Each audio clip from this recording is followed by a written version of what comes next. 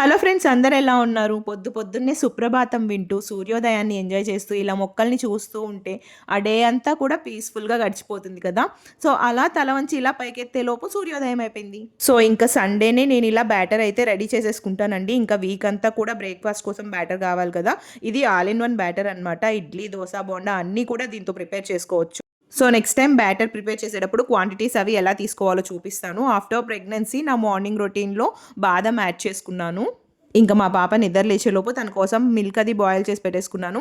ఇప్పుడు అన్నిటికంటే పెద్ద టాస్క్ తనని నిద్ర లేపడమే అనమాట. చాలా కష్టపడాలండి తనని నిద్ర లేపడానికి. నాకు కూడా చాలా బాధ అనిపిస్తది లేపేటప్పుడు.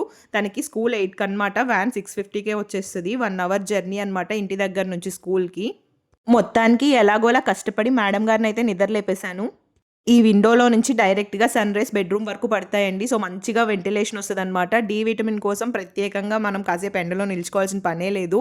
ఇంకా మా మేడం గారైతే ముందు రోజే లంచ్‌కి, బ్రేక్‌ఫాస్ట్‌కి ఏం కావాలో మెనూ ఇచ్చేస్తారు. దాని ప్రకారమే అన్నీ రెడీ చేసి పెట్టేయాలనమాట. సో, ఇక్కడ బోండాలైతే బ్రేక్‌ఫాస్ట్ కోసం చేసేసాను. ఎంత ఫాస్ట్‌గా రెడీ చేసినా వ్యాన్ మిస్ చేసేసింది. ఇంక వాళ్ళ డ్యాడీయే డ్రాప్ చేయడానికైతే రెడీ అయిపోయారు. మీ పిల్లలు కూడా ఇలాగే సతాయిస్తారా స్కూల్‌కి వెళ్ళేటప్పుడు? కామెంట్స్‌లో చెప్పేయండి. Thanks for watching. నెక్స్ట్ వీడియోలో కలుసుకుందాం. Until then bye.